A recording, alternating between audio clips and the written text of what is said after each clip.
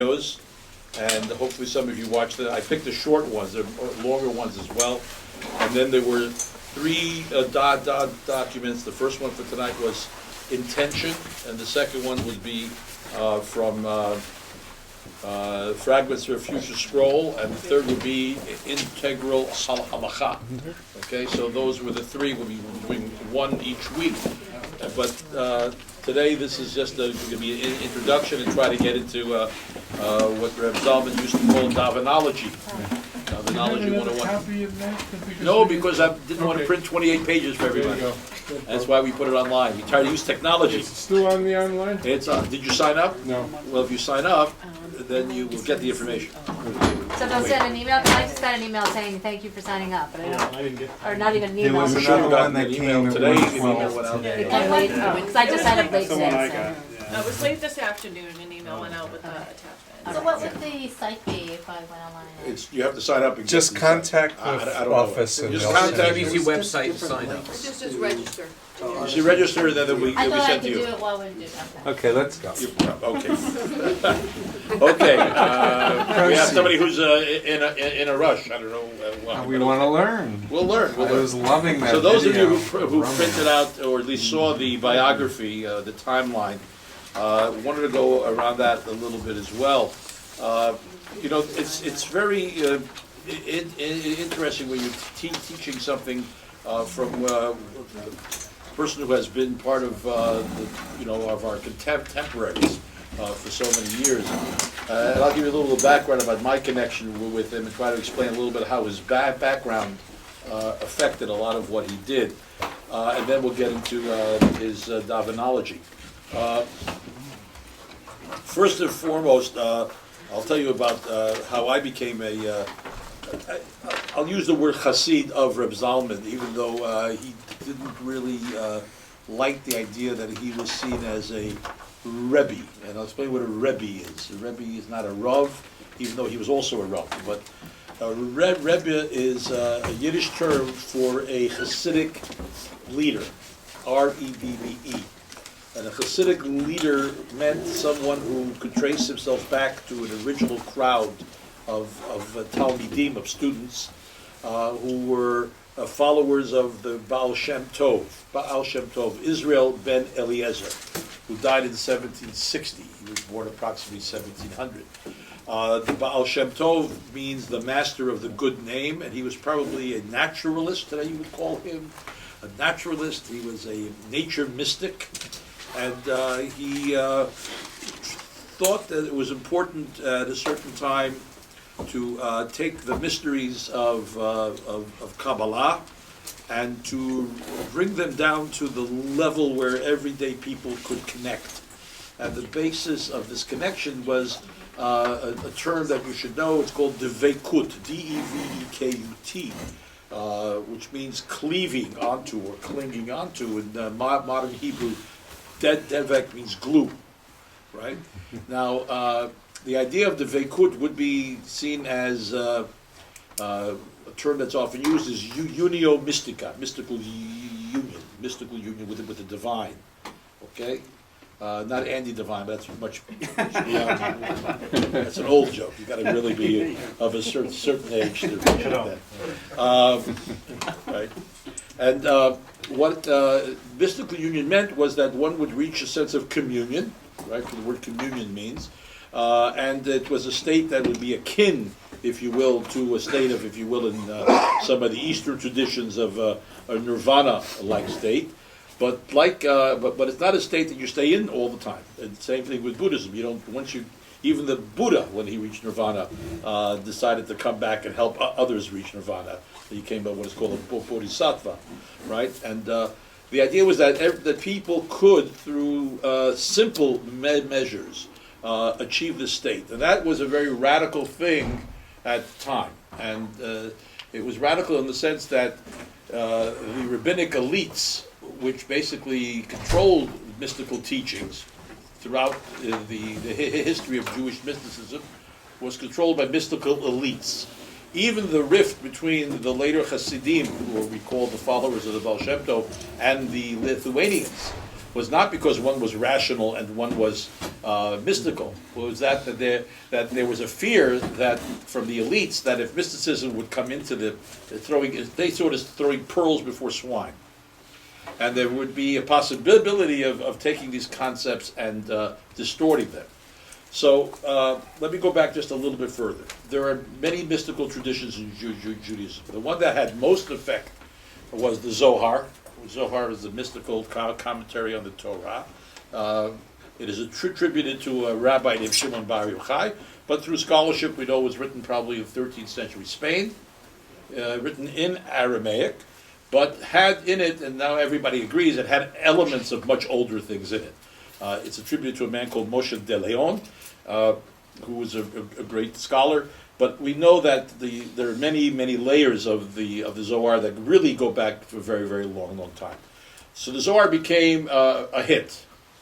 The book was spread throughout the world and became seen, because of its attribution to Shimon Bar Yochai, was seen as authoritative as the Talmud was. So with a very short time, the things discussed in the Zohar, particularly various customs of how to live a Jewish life, became to be authoritative. And much of Judaism got influenced by the Zohar. So even called in the tradition the Zohar HaKodesh. It's called the Holy Zohar, because it had that kind of sanctity. A second, if you will, use reincarnation because they believe in reincarnation, something else. But a second, let's say, phase of Jewish mysticism, which came about in the middle of the 16th century, was the Kabbalah called Lurianic Kabbalah, attributed to a rabbi Isaac Luria, Luria, who was known as the Ari. Strangely enough, he was Ashkenazi Rabbi Yitzchak. That's why he was called the Ari. But also Ari means the lion. Aryeh, the lion. There's a note of like Rambam was called the eagle. Right? These attributes. And he developed a very complicated way of achieving this dveikut, this communion, through manipulation of formulae, of letters. Very difficult stuff, again, reserved for an elite. But it had a lot of power. Probably the most important thing that became part of Jewish law is the concept of yiridah letzorach aliyah, that one goes down for the sake of going up. With the influence of Lurianic Kabbalah in the year 1666, somebody emerges in Turkey by the name of Shabtai Tzvi. Shabtai Tzvi, a name if you don't know, there's a tremendous book about him by Gershon Shalomi, which I really recommend. Shabtai Tzvi claimed to be the Messiah. And his claim was, of course, remarkably accepted because of the great stress that Jews were under. And there was always this belief in Judaism that the Mashiach will come. So maybe it was time. There was no reason not to think the Mashiach would not come. So many were taken in by this. The Sultan in Constantinople heard about this fellow who claims to be the Messiah of the Jews, and he gives him an offer that he couldn't refuse. Either you can be the Messiah of the Jews without your head, right? Or you can convert to Islam. Putting discretion before valor. Shabtai Tzvi agrees to convert to Islam. Now, in order to justify it, he and his followers used Lurianic Kabbalah, that Yiridah, going down into Islam, which was not Judaism.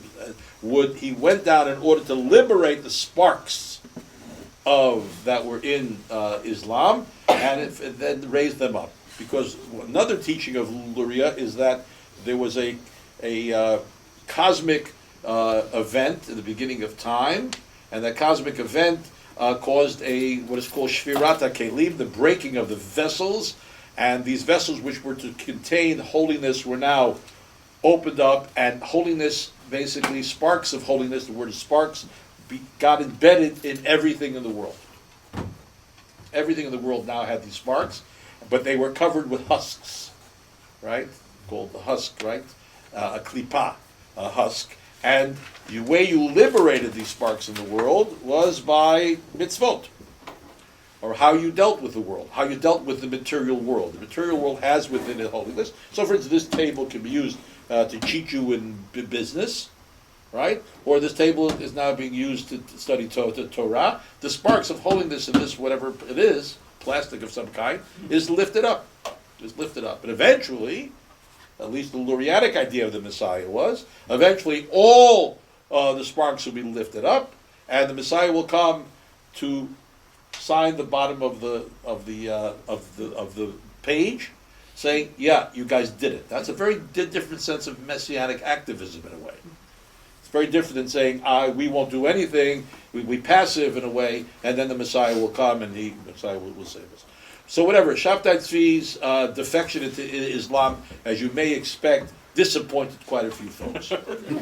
However, what is interesting, and this is, if you ever read a book by Arthur Kessler, I think it was The God That Failed or something like that, there are these books which will tell you that have been dozens, if not hundreds of messianic cults or apocalyptic cults, Jehovah's Witnesses, give you a Seventh-day Adventist, who all believe that there was a time, communism, right, all these kinds of, believe there would be a time of redemption that would happen. It doesn't happen, and yet people cling to it. Perhaps the most famous one is, which you may have heard of, is Christianity. Right? Christianity. Now why? Christianity, the Messiah comes. Jews don't accept that Messiah because, according to the rabbinic tradition, you know the Messiah is here when you look out the window and there's peace in the world. That's the proof, by the way. Nothing less than that. The end of death. The end of death.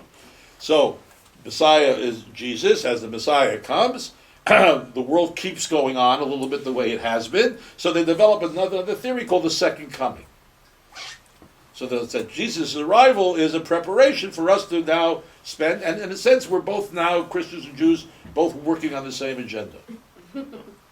Basically to get to a place where the world would be a better place, we hope. And it's what we have to do. So this Shabtai Tzvi heresy maintained followers. Matter of fact, there are a few left actually in Turkey. A small group called the Donmeh, D-O-N-M-E-H. Not many left. Who believed that really he was the Messiah and he was doing this for the sake of bringing the sparks out of Islam, etc. So this group existed and became fiercely attacked by rabbinic authorities, as you can imagine, as being heretical. And then, about 100 years later, even less than 100 years later, there's a fellow in Poland who claims to be the reincarnation of Shabtai Tzvi. And his name is Jacob Frank. Oh, yeah. You may have heard the name. Jacob Frank. Frank probably meaning that he had origins in France. Frank, the Frankish Empire. He claimed to be the reincarnation of Shabtai Tzvi. And he also eventually converts to Catholicism and brings all of his followers into Catholicism. Both Shabtai Tzvi and Jacob Frank said that by my arrival as the Messiah, the laws of the Torah were no longer applicable because that's one of the rabbinic teachings that the Messiah went, and they led to a little bit of excess, usually sexual. It seems when people get the... so there was a lot of orgiastic stuff going on. And the reason that the opponents of the Baal Shem Tov's followers, not the Baal Shem Tov himself, but he does, actually, we think he was in a debate. We have some documentation that he was in a debate with the Frankists at one point. The fear was that people will take these Luriatic ideas, if they're simplified, and they will follow and perhaps become heretics as well. Also, you should know that the religious elites of all traditions want to exert social control. It's true of every... matter of fact, it's not only religious elites, social elites, basically, want to create social control. And one way you do that is you do not give as much education to lay people. This is true in many traditions. Then you keep the knowledge base, if you will, seen as esoteric. So the rabbinic authorities emphasized exoteric learning. What's exoteric? Torah, Gemara, Talmud, etc. And the idea was that through arduous work in study and learning and going to yeshiva and becoming erudite, and in some cases ascetic as well, depriving oneself of worldly pleasure, that at the end of this process, by the grace of the Almighty, you will achieve the Veikut. Okay, that would be the idea, right? So the Baal Shem Tov's basic message was that is not necessarily the case. And that was a radical message. He lived in hiddenness for many years, the Baal Shem Tov. I won't give you the whole story, but the Baal Shem Tov, Israel ben Eliezer, said that we have to break away from this idea of the arduous path to communion, to the Veikut. And it became more arduous after the massive massacres of 1648, when the Polish community was devastated in the uprising of the Ukrainian Cossacks against the Poles. And the Jews were caught in the middle of that, and until the Shoah, it was the biggest massacre of Jews. And one of the ways rabbinic theology works, which is unfortunate and has changed, thank God, at least we hope it will change among moderns, is that the reason you were destroyed is because you did something wrong. As we read in Eicha, Lamentations. The reason we were exiled is because we sinned. So there were many people who took advantage of this sense of depression and sin, and they became what I call in Hebrew they're called mochichim. In English, they would be the people who came around and taught a teaching filled with fire and brimstone. And they scolded, and there was a lot of scolding going on. And you people were bad, and you have to be good, and you should observe the mitzvot, and you become more pious. And if you weren't pious enough, and that's why. And you hear this theology around in some places even today, silly things like your mezuzot were not kosher, and that's why there was a bus accident or some silly thing like that. So Baal Shem Tov said that's totally not the way. The way is to serve God with joy, and he went to Psalm 100. Ivdu et Hashem b'simcha, serve God with joy. Meaning that the way to get to the heart is not through scolding. Anybody who had a teenager knows this is the case, right? You can scold as much as you want. Health garnish doesn't really help, right? So he started, and he was an itinerant teacher. And the reason I'm using this term, itinerant, or peripatetic is another famous word for it, coming from the Greeks, right? He went around and around and around and around, rather than people coming to him. Now, this is important, because it seems that the original model of what will be called the Hasidic movement, based upon the Baal Shem Tov, he himself, like Jesus himself, Jesus never heard about Christianity, and the Baal Shem Tov never heard about Hasidism, because it all developed after they were gone. The word Hasid, who is attached to a Rebbe, okay? You attach yourself, and the attachment comes from your core soul. So there's a soul connection. Shoresh and Neshama. You have a root soul, and you attach yourself to the Rebbe, and the Rebbe uses the energy that you give him, right? Mostly male. There's only one or two examples of some females, but primarily male. What you do is you give the Rebbe the shoulders upon which to stand, and the Rebbe performs quasi-miraculous things, maybe even miraculous things. But the most important thing that he does is he intercedes for you in heaven. Okay? He intercedes for you. So you can see that they're already living in a certain Christian environment for a very long time. This idea of the intercessor gets in, and then leads again to the criticism of the Rebbe as a charlatan. The Rebbe would be, in English, the best, in Indian, because it is an English word, would be guru. Okay, guru. Spiritual guide. The Rebbe, rather than the Rav is someone, like you said, Rav Claudia calls herself Rav Claudia. I call myself Reb Moshe, not because I'm a Rebbe. I'll explain what Reb Moshe means. But she received a smicha, a ordination, that allows her, at least in the conservative movement tradition, to be a decisor of Jewish law. Okay? Officially speaking, Her training was What's that word? a decisor, somebody who decides, Oh, it's out. right? Who decides. You come with a question, Mhm. right? That's technically speaking why she's a Rav, okay?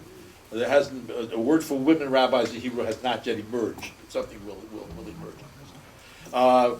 And the Rebbe could be a Rav as well. As a matter of fact, some of the followers of Baal Shem Tov were noted rabbinical scholars, but they were also attracted to this new idea and became the ones who created it. So to be a Chassid, traditionally, before there was a Hasidic movement, the word is used in the time of the Talmud already. Even before the Talmud, there was a group of Hasidim even right during the Maccabean, or even before the Maccabean period. A Chassid meant that he operated on a concept of chesed, loving kindness, and would live, he would operate with minhag chasidut, with the custom of chasidut, of loving kindness, and would observe the spirit as well as the letter of the law. Lifnei mishurat hadin. The law says X, the Hasid would say, I'll add to the X. Okay? Meaning they wanted to observe the spirit and not only the letter of the law. The followers of the followers of the Baal Shem Tov, who became these masters, right, were basically creating Hasidim, but they weren't necessarily in the same understanding. A Hasid became a member of a group that followed a certain lineage. Okay. This lineages began with a student colleague of the Rebbe. I'll bring this up because you cannot understand Reb Zalman unless you understand where he comes from. Okay, so and this is like, this is the blood that went through him. I mean, there's nothing that was. I'm telling you, that was not part of his understanding of the world. He had a student named the Maggid of Mezrich. Okay, and the Maggid of Mezrich was more of a student colleague. He died in 1772. But before he died, two things happened. One is he assembled a group of students around him. There's now a wonderful collection that Eben and Arthur Green and from the Rebbe's table, I guess, Speak Torah. It's a 2-volume thing with teachings. And these group that gathered around the Maggid, gathered around him, and the Maggid had bad legs. So he stopped being an itinerant, like the Baal Shem Tov, and created the idea that you now go to the Rebbe. The Rebbe doesn't come to you. But if you read all the Baal Shem Tov stories, there's some wonderful collections, one by Yitzchak Buxbaum, who has put together all the Baal Shem stories. You'll see that what the Baal Shem's greatest achievement was his going around and being with people, rather than only the ones who follow you. You get a different kind of head, right, when you're out there. And these Hasidic dynasties began, and the rabbis who were around them were very famous. Levi Yitzchak Berditchev, Shner Zalman Loviadi, who would eventually start the Chabad movement, etc. And these Rebbes would have children, many children, as a matter of fact. And their male children, in many cases, would either, one would succeed the Rebbe, or his father, but let's say he had 5 sons. So the 4 other sons would go out and start their own lineages. So between 1772 and 1815, which in the span of Jewish history is right? Nothing. The vast majority of Jews in parts of the Ukraine, later in White Russia and other places, Galicia, etc., would be in some way connected to Hasidism, either as a fellow traveler or as a card-carrying member. What a card-carrying member was is that you now were part of this soul of the Rebbe. Your life, in a sense, became attached to the Rebbe, and if you didn't live near him, you at least tried to get to him once a year or during the holidays, and you would ask him questions not only about legal matters, but about soul matters. And that's one of the powers of the Rebbe, was that the Rebbe was interested in all of you. all of you. So you went with him in problems with your children, with health, etc. They believed the Rebbe had powers. Okay, so you can see why many people didn't like this, who saw this as a throwback to another time. And a group emerges around 1815, a little before, that begins to fight against this Hasidic movement, and they're called the people of the Haskalah, the enlightened ones, which of course is a good name to take when you think the others are in the dark, right? And they began to fight for the minds and hearts of the young people of the time, to take them away from Hasidism, which they believed was filled with superstition, etc., etc. And they were oriented in their thinking to what was going on in Berlin at the time. Okay, Berlin was there. Meaning, how do you keep the boy in the shtetl after you see Berlin? You know, it's kind of hard, right? And they break away from traditional Judaism. Not all of them. Some of them remained observant, but they want to get away from this idea of the Rebbe, away from this idea of Hasidism. In the beginning, Hasidism from 1772 to 1815 can be seen as a revolutionary movement. And the spirit of Hasidism that all of us adore and even romanticize are the early masters. These early masters. By 1815, and the rise of this very strong opposition, the opponents of Hasidism, those Lithuanian yeshivot people, who excommunicate, by the way, the Hasidim in 1772, actually with a ban of excommunication. By 1815, they realize that they have more in common, and Hasidism becomes orthodox. Okay, so you can say that in the beginning they were unorthodox, but with the threat of modernity, they became orthodox and very conservative in a small c, right? Very conservative. And the Kulturkampf, the cultural war that began in 1815 between modernity and those who tried not to be modernity is going on right now, right now, particularly in the state of Israel. Okay, so that's the battle. The battle is how do you maintain, you know, we're living in possibly in a sort of a postmodern kind of thing, so we have what Reb Zalman tried to do. In Reb Zalman's postmodernism, which he said it's time to create what he called a neo-Hasidism. That's a term that he used. And when we study Reb Zalman, we're studying a movement, we're studying an approach. And that's one of the things that I may ask you, I don't know if you saw in the video, was, I'm not sure, but I'll give you another, is Jewish renewal or neo-Hasidism a movement, or is it a approach? And we'll talk more deeply about that as we go on in the few weeks we have. This gives you a good biography, tells you a lot more details about his life. And he began in Poland. He lived in Galicia in 1924. And very shortly, as you see, Galicia was, the county seat of Galicia was Vienna. Okay, because it was the Austrian-Hungarian Empire. So if you wanted to leave a small town in Galicia, you went to Vienna, if you could. And that's why most Galicianers will say, oh, I'm a Viennese. They're Galicianers, right? But they're Viennese. He went to Vienna, and the great, he was between two groups. He was between the Bavava Hasidim and the Belzer Hasidim. They both still exist in New York and in Jerusalem. And the Belzer had a lot of influence, even in Vienna.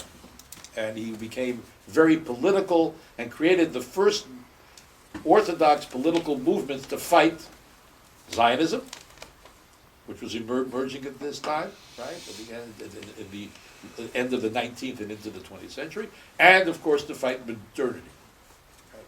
So they created the Agudas Yisrael. They created all these organizations that became political and saw that they had to rally their troops and create. I became very strongly ideological, created youth movements. Matter of fact, they copied the models of Zionism in order to fight it. Right? And that's what you see now in the Haredi world in general, is that they're not like Amish. They're not Amish. They're not Luddites. They will use the technology and use what they find in the modern world to preserve their ideology. So you have CDs and DVDs and YouTube, and you have alternative revisionist books of Jewish history. Go to the Israel bookstore. You'll see that there is scholarly work by modernists, and you'll find their version of Jewish history, which is usually the Germans would call it a Heilgeschichte, a religious story. It is God always that is in every story, and of course that's what guides history, is God, not human beings, not political, realpolitik. Give you an example of how anti-modern the Hasidim were. They prayed for the defeat of Napoleon. It was a big book by Martin Buber, who was very important in getting Hasidic material out to the Western world, called For the Sake of Heaven, where he describes these Hasidic rabbis getting together to pray for the defeat of Napoleon, because what would Napoleon bring? The values of the French Revolution, secular education, all that stuff, which they found to be. So it was ironic. Here they're living under the Tsar, who's a tyrant, but would rather live under the Tsar because he's not forcing them to become modern yet. There will be one Tsar who will, Nicholas I, and I can't go into all of Jewish history here. But he comes out of a Belzer background. Belz was a town. Many of these Hasidic dynasties are named for the town they are in. So Belz, Boviv, all kinds of small towns, some large towns, and these dynasties proliferated, and Belz became a very powerful one, and Belz is still very powerful. Belz has built in Yerushalayim the biggest synagogue in the world. And they fill it. Because when you're an adherent of a Hasidic movement, you take on a lifestyle. And that lifestyle is a lifestyle that's very communal, and a lot of it has to do with maintaining certain public standards of observance, and in some cases, in the more radical Hasidic groups, trying to force those on others, as we see in Israeli politics. Okay. So Reb Zalman grew up in that thing, and then, of course, his 1924. The war breaks out in 1939, and he wrote a very nice memoir. I'll give you the bibliography after about his getting out of Europe, first from Antwerp to Marseille, and in Marseille he is taken into a group of young people. He's now 15 years old, right? 1924, 1939. He's a teenager. Lucked out by being able to get at least to France at that time, and eventually he gets to the United States in the beginning of the 40s, which is really remarkable with his family. There is a group there who is gathering young teenagers to study Torah, and they are Chabad, Lubavitch. Again, he's the Lubavitcher Rebbe because the town that they came from was Lubavitch, right?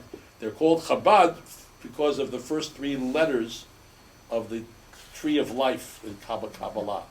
Chokhmah, Bina, Dat. Right? Wisdom, understanding, and knowledge. So that's their slogan, right? BD. Chabad. BD. And there he gets very close to Lubavitch. And one of his teachers, not much older than he is, he's in his early 20s at the time, is a young rabbi named Menachem Mendel Schneerson. All the major leaders of Chabad go back to a fellow called Schneur Zalman. Schneur Zalman, okay? Schneur is a Policized, Yiddishized, Sephardic word of senor. Senor, Schneur, right? It became a Yiddish name, and if you were the son of Schneur, you were Schneerson, right? Son of John, you're Johnson, right? Not very radical idea. And the family of the followers of Lubavitch, the leadership, are the Schneersons. Okay, and if you meet anybody named Schneerson or Sneerson or anything like that, there's a good chance they're related to this dynasty in some way. So this young man, Menachem Mendel, is the son-in-law of the Lubavitcher Rebbe Yosef Isaac. Yosef Isaac was called the Friedrich Rebbe, the former Rebbe, which is problematic now because there's no Rebbe now. And there are some who think that Menachem Mendel, who succeeded the Friedrich, is going to come back, Messianic people. So it's hard to know what to call this Rebbe, but he's called the Friedrich Rebbe in the parlance of Chabad. Joseph Isaac Shearson, he was the one who was successful in bringing Chabad to the United States in the 40s. Very successful.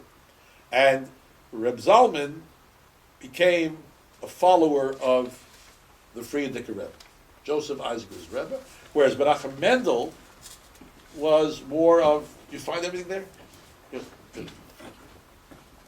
Sorry. Yes, tomorrow, Sam. So, by the way, Steve's wife, Marilyn, we sent condolences. She lost her mom. And Yeshiva Minyan tomorrow night and Thursday night at their home. So, Joseph Isaac Schneerson was a powerful visionary. And when he came to the United States, he saw the United States as fertile ground. And he saw Reb Zalman, at that time, who was named Zalman Schachter, because his family, first he's a Kohen, and his family were Shochatim, slaughterers. Right? That's why he changed he didn't want to take away the Schachter name because he respected his carrying on the name, but that's why he added, many years later, a hyphen and says Shalomi. Where Schachter is a violent name, he wanted a peaceful name to balance it. Okay? That's the reasoning behind it. Okay? So, Rabbi Yosef Isaac, the Friedrich Rebbe, was a very remarkable fellow, and he began to attract to him young Jews from many different backgrounds. He was able to attract, for instance, a fellow named Shlomo Kalbach, who was of German descent, not Eastern European, not Hasidic, and who was spending his study in one of the established yeshivot in Lakewood. Lakewood Yeshiva was started by Rabbi Aaron Cutler. If you know anything about the Lithuanian yeshiva world, Lakewood is still considered to be one of the great yeshivot. So he was able to attract people who were sort of mitnagdim, the opponents of Hasidim. He was just a remarkable character. As a matter of fact, Reb Zalman, and it's in the biography, Reb Zalman and Shlomo were the first two guys to be sent out to the college campuses in 1951, right before the Rebbe died. The Rebbe had no children, which is strange. He only had a daughter, I think. He had a daughter, and his son-in-law was Menachem Mendel, who was a cousin. It was not uncommon for cousins to marry within the lineage. So after he dies, the Rebbe that most of us have heard of, who's been dead since 1994, by the way. He's been dead for 20 years now, but he's still very much alive. If you look at a lot of places, have pictures of the Rebbe, right? You go to Israel, it's all over the place. Became the Rebbe, and Reb Zalman had allegiance to him too, but it was much more a collegial kind of relationship rather than the Rebbe Chassid one. So imagine he sends out Shlomo Kalbach and Zalman Schachter, and the first college campus they go to is Brandeis University, a Jewish university. And he said for Shlomo, because Shlomo had this wonderful warm heart and sang, and Reb Zalman had a wonderful philosophic mind and was interested in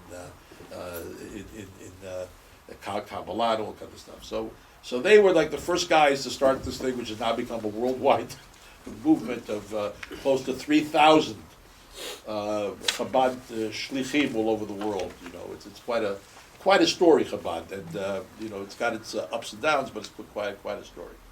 So it's all mentioned in here. The Rebbe passes away in 1950, and then in 52 the other Rebbe comes in.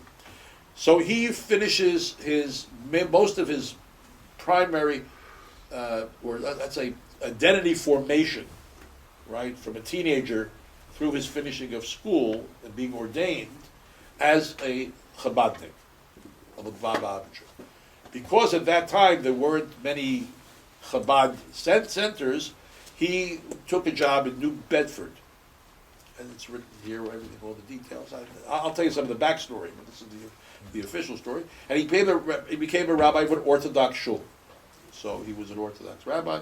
Was not a Hasidic rabbi. He was not a Hasidic shul. He did not become a Hasidic rebbe. He was a rabbi of an Orthodox shul, and he was well trained, very well trained. Not only, and this is very important about Reb Zalman, he was not only well trained intellectually. He was well trained practically.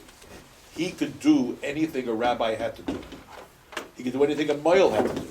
He could do anything a slaughterer had to do. He could be your all-purpose rabbi in a community, and he was very proud of the fact that he knew and learned all of that stuff. He learned how to make tefillin. He learned how to make tzitzit. Meaning, he was very much immersed, not only in philosophical and theological matters. He was very immersed in how to be a practical Jew, how to help a Jewish community be a practical Jew. So that's something you got to know about him. He really had that technical skill as well as a theoretical skill, and he was very proud of that, and was very helpful in many, many ways in helping us learn this stuff as well. Not that he expected us to become slaughterers, but he did. There are a number of young men who did get their smicha for being shochatim from him, who are now part of this movement of the new farming movement, the new back to earth movement, where if you're going to eat meat, you should at least be part of the process of killing it. I don't know if you're familiar with it. We have a young gentleman in our congregation who is Natan Margalit, who I don't know if he's still doing it, but before Thanksgiving, he would you could go with him to a farm and pick the turkey, be involved in killing that turkey if you're going to eat it, and it's like the Michael Pollan book, right? How do you really become aware of what you're eating is by basically being involved in the process. Most of us see it all as wrapped in plastic, and we have no idea that's coming from an animal at all most of the time. So, in the 1950s already, when he was in New Bedford, he began, I think the date is here, 1955. He begins his chaplaincy training, etc. But he begins a master's at the BU, being in New Bedford, and he wanted to do a sort of a pastoral psychology. There is still a degree in that, pastoral psychology. The reason I'm bringing it up because it doesn't really mention it in here in the biography, just on the timeline.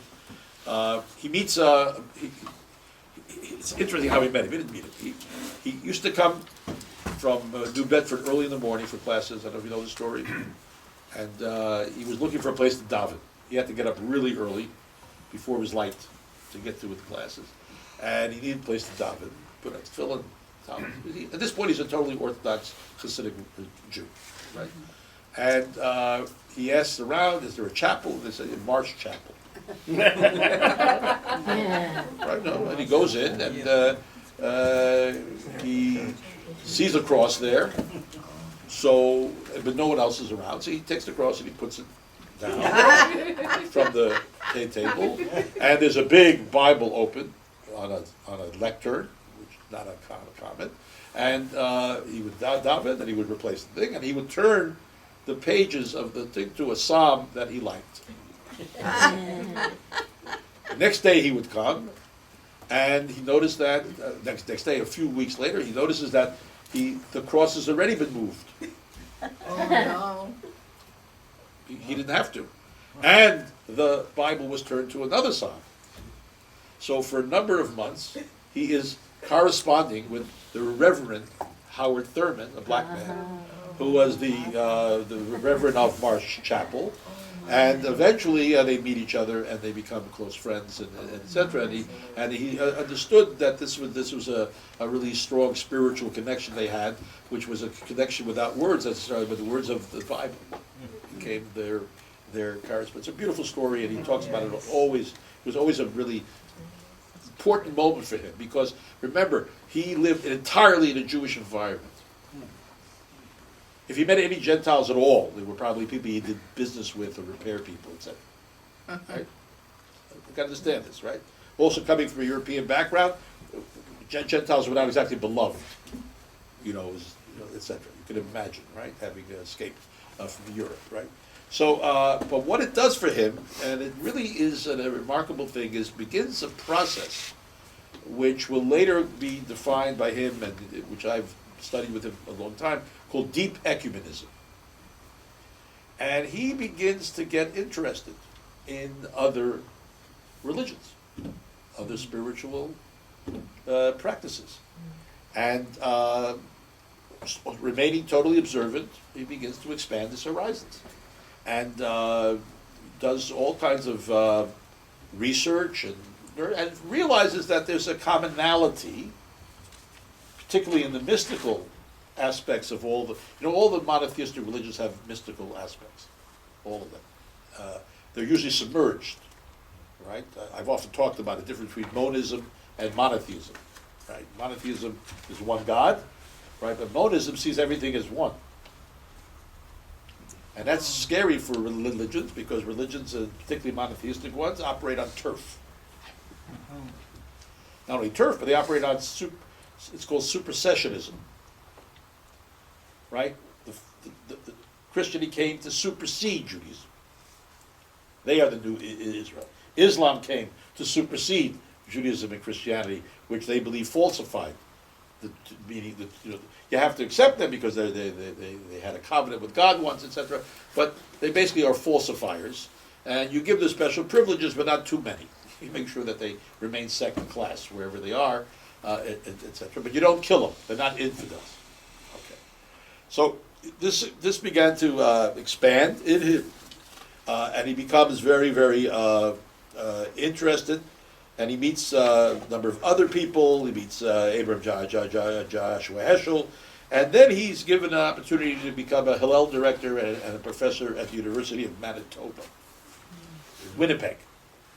And he spends a lot of time in Winnipeg among the frozen chosen. Strangely enough, it may not be clear to us on the surface, there happened to be a Chabad community in Winnipeg that come there very much earlier, and it was Winnipeg was a very Hamish town. Yiddish was still being used, Hamish, and they appreciated this guy who came with all of this background. And he also began to become academically interested in teaching in college, in the universities. And he had a great effect on a number of people, many students, and he at that point decided that he needed to finish a doctorate in order to get an associate professor's degree. He was an academic. He decides to do a doctorate, and he picks, of all places, Hebrew Union College in Cincinnati. Now, why Hebrew Union College, which is a reformed, right? Because it's the closest one to Winnipeg. Winnipeg is really above the Midwest. It's not, so he picked it. Plus, it was an academically sound place, and he did his doctorate on a book, which is a wonderful book, which is called the book is called Spiritual Intimacy. And I'll recommend if you have time. It's an interesting book. It's a PhD about what goes on in the meeting of the Chassid and the Rebbe, which in Chassidus is called Yechidus. To have Yechidus with the Rebbe. This idea of you and the Rebbe. And if you know something about Hasidic Rebbes, they're usually up all night with these kinds of people coming and asking things, etc., etc. And the great rabbis, what's their great power from the beginning? They could read with the lines of your face, the lines of your forehead. They could read every past life you had. They could read, they were seen as wondrous people who could give you the right advice at the right time. Right. And you went to the Rebbe for all kinds of stuff. I want a blessing on this marriage. God forbid I can't have children. Give me a blessing. The idea of the blessing, the bracha of the Rebbe was considered to be very potent, very potent. So, and there's something that happens in that moment of, which he called in English, spiritual intimacy, and he wrote about that, and he got his doctorate, and eventually, many years later, he got published. At this time, he's even expanding more, and he begins to get involved in learning about Buddhism. But before Buddhism, he got much more interested in Christianity. Not because he believed in Jesus, nothing like that, but he was very taken by the orders that existed in the church, the monastic orders. And in the late 50s, early 60s, he writes a very famous book, a famous article about establishing a Jewish version of such an order, which he calls B'nai Or. Oh. B'nai Or, children of light. And it would be people who would dedicate themselves, the way monks dedicate themselves, to a spiritual life, not necessarily celibate one, but a spiritual life, and that would be their contribution to the community, that this order would be sort of there.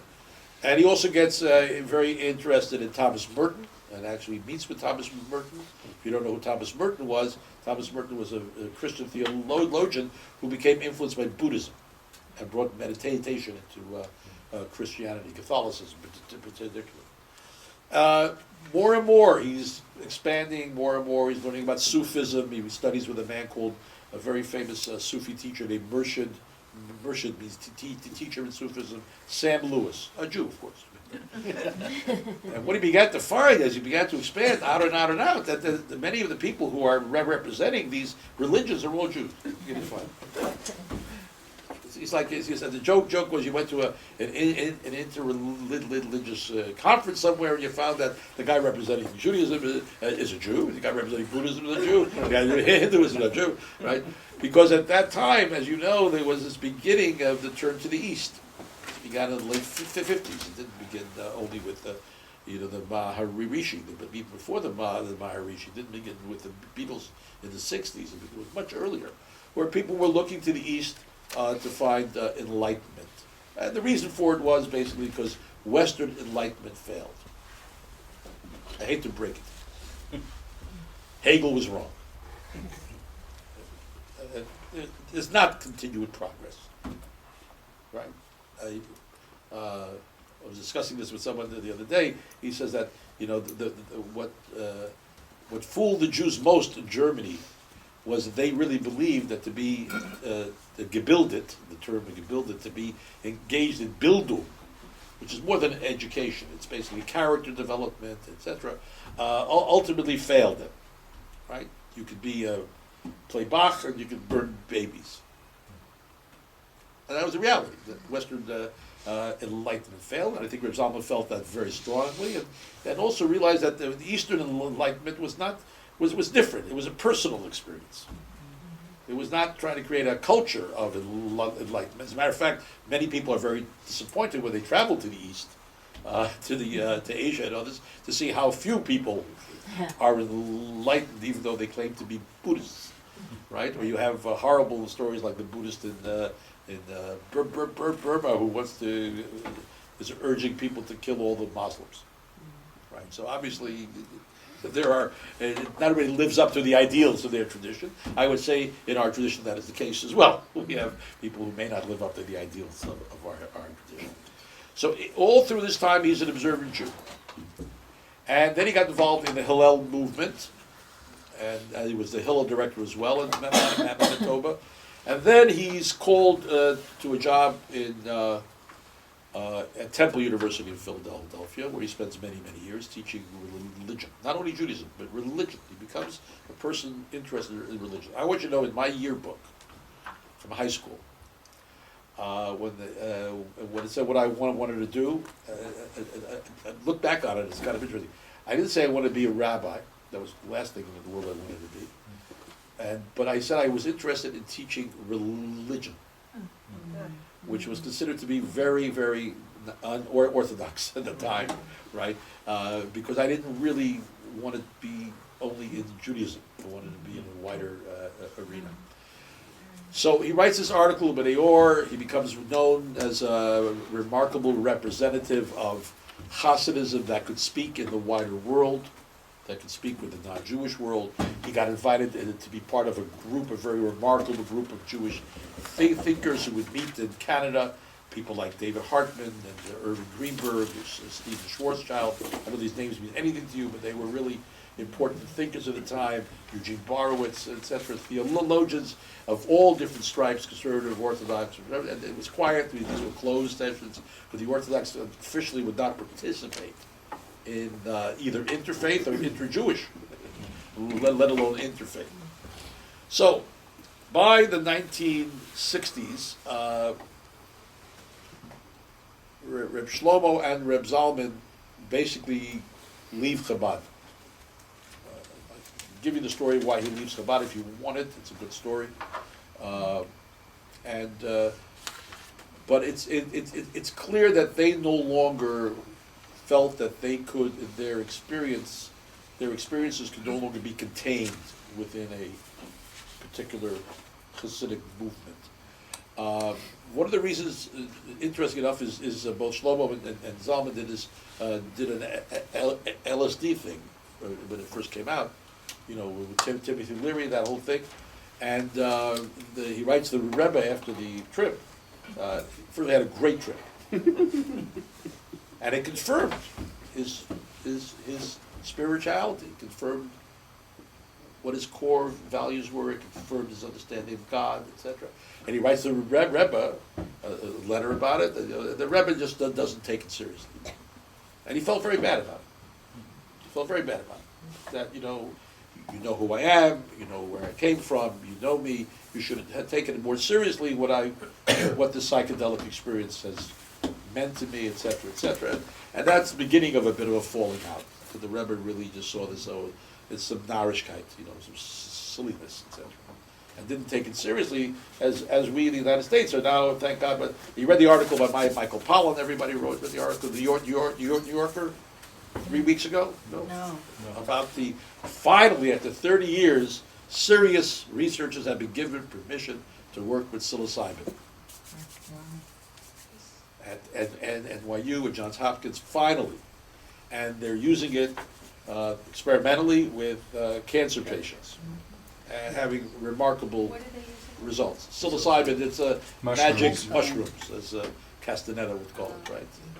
First the way of the popularized Miyake. in the West by the CIA. Excuse me? First popularized in the West by the CIA. Yes, great stuff. And Psilocybin I'm not LSD. advocating it, but They're the ones who discovered it. there'll be a strange kind of service we could do with that. Now I'm very fascinated by ayahuasca, but I'll talk about that.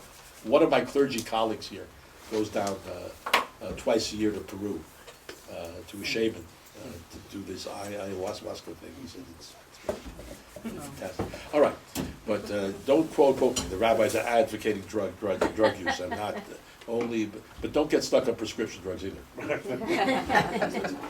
So that's one thing that sort of separated him. He was fascinated by what will be the future, and he began to talk about the differences between being a renewalist and the restorationist.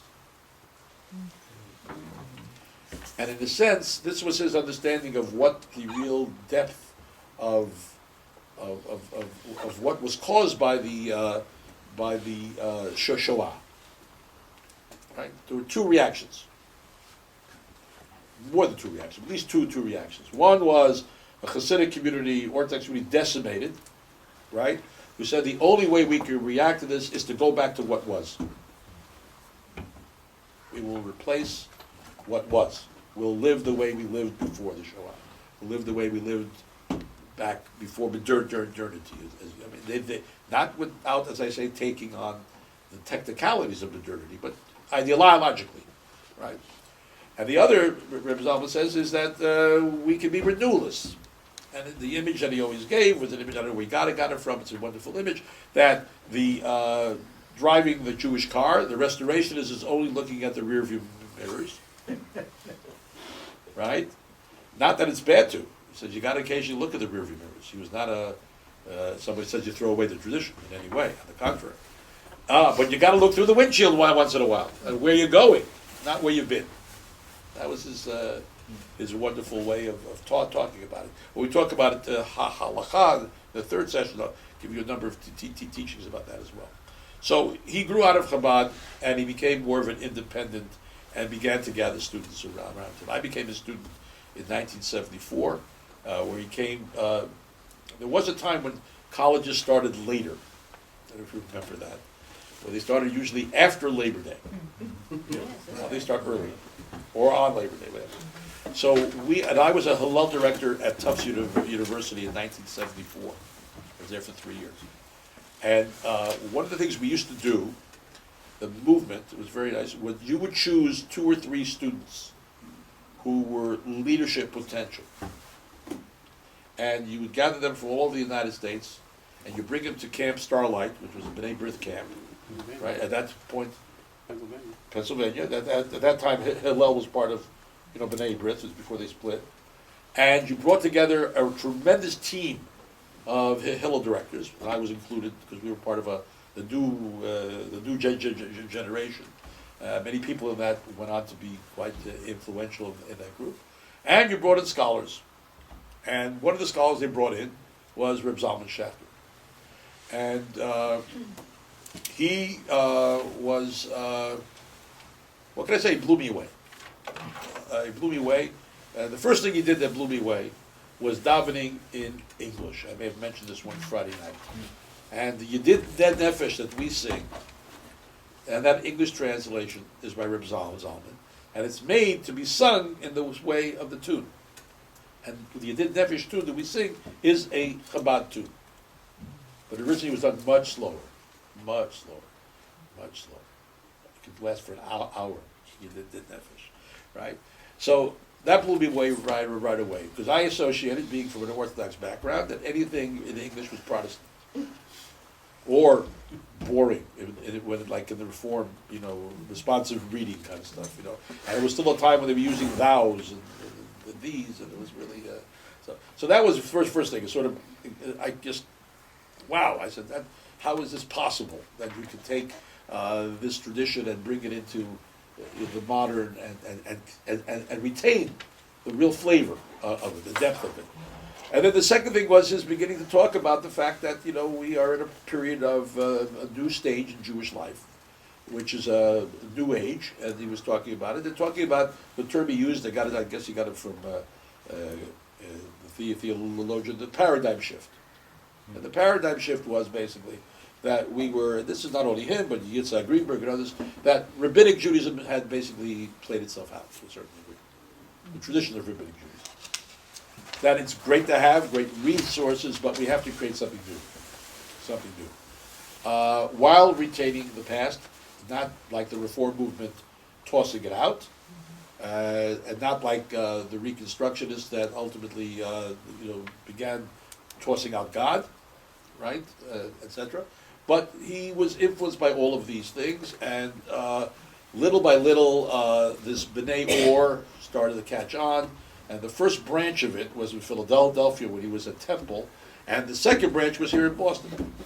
And Boston is still called B'nai Or, because after a while, because of the heightened feminist consciousness, people not understanding Hebrew, to be very honest, said B'nai Or is male, even though B'nai is not male. But in Hebrew, when you have a plural, it includes, you use the male, plural, right? But it includes women. So they said, no, let's change it to Pnei Or, and that's what it's called now, the faces of light. But the Boston one still is called B'nai Or. They still keep that. So he began to teach, travel, like the Baal Shem Tov. He brought a new message, and this new message was received by more and more people. And eventually, like what happens in most cases, the charismatic it brings them into the tent. But you need to have an organization to retain them in the tent, right? It's the routinization of charisma. The Max Weber once called it, right? The routinization of charisma. But he remained the charismatic, and he really began to delve much more deeper into the interfaith stuff, and became not always, but in many cases, luckily for us, the representative when they needed a Jew at a conference in India, or a Jew in a conference in Brazil. Somebody who really knew what he was talking about, which is where we were very happy they chose Reb Zalman. On the other hand, he also understood how to speak to people from other traditions, and which is very important. That he understood that people are coming from these various traditions that have much in common with us, but other things that are different. Certainly all religions, as you know, are certainly culture bound to a certain degree. And his name became more and more well known. And little by little, he found people who could help him write. He didn't write very, very, very well. That was not his strength. Matter of fact, none of the great mystics, very few. Luria never published anything in his life. It was 4 students of his who took his writings. Many of the Hasidic rabbis didn't write.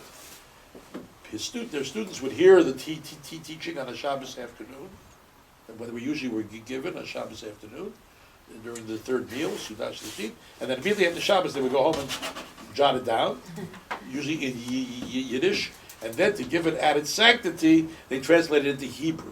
So when it became Hebrew, it became a sefer, which is a holy book, rather than a book.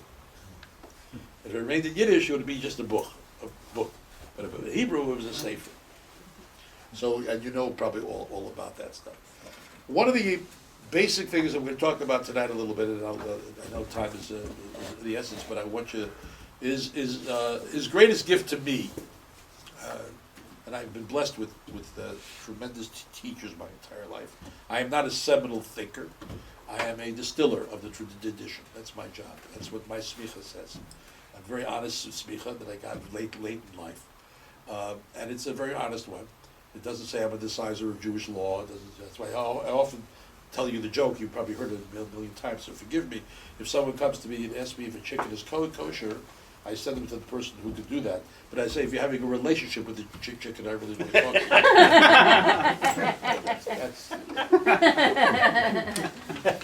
So it's a different... the main thing I got from Zalman, and this is what his tremendous strength was in liturgical innovation. Liturgical innovation. Or as he called it, davenology. As he said that once his daughter was asked, what does your dad do? He said, he's the Stanislavski of davening. And I think that's serious. If you don't know who Stanislavski was, it was very important. Stanislavski, the great method actor, method teacher, was that you had to inhabit the people you were playing. And we still have method actors. Daniel Day-Lewis, he stays in character through the whole filming. He was Lincoln he didn't stop being Lincoln when he went to lunch. Understand? Right. That's the way he gets into a character. That's why it's so tremendous. But other people don't need that. Some people need it. He needed it. So davenology, and he finally put together a book written with Joel Stern, who's from around here. He was a good writer. He used to write for Shambhala. And the book is called Davenin, and this is one chapter of it, and it won the National Jewish Book Award. 2 years ago. Imagine. And of course, we've been doing this stuff for many years, but it finally hit the public. He was, by the way, another little thing he did in innovation was he had the first colored tallis, the striped tallis, based upon the Kabbalistic and rainbow colors. He was the first one to get away from a black and white or a blue and white tallis, and now the explosion. It's amazing, right? Today you can get. But again, that was very risque, but he said, look, that's one of the ways you renew things, because you don't get rid of a tallis like the Reform did. That was one way of doing it. You get rid of it, right? Now it's come back in Reform too. Now it's come back a lot because now they can be colorful. I think that's what brought it back to. And he also was an early proponent of women's equality in Judaism. Very important as well. Okay, so davening. So I got that from him. That was my major learning from him. And what he taught was, first of all, as he says here, the importance of intentionality, of kavanah. Kavanah means directed intention. The word kivun in Hebrew means direction, right? The kavan. And it is the other side of keva, K-E-V-A, keva, which means the obligation to do it. In our tradition, we are action-oriented religion, right? I have mentioned to you when Susanna Heschel was here for Shabbat. Her father said very beautifully, to become a Jew is not a leap of faith, it's a leap of action. So, from a strict traditional perspective, the action is acceptable even if you don't have kavanah. Right? I don't feel like I want to give you tzedakah today. I don't care how you feel. Write the check. It'd be nice if you felt magnanimous. That would be terrific. But it's not required. But for davening, he said that's really going to not. This is what has killed Judaism.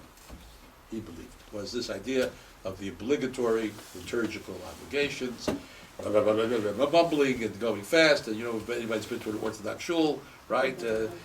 Zips by. They don't seem to be paying much mind to what they're saying, the meaning of the words, and speed, and facility, all the stuff that many of us have left our traditional backgrounds because we didn't feel there was enough kavanah. Why were you there?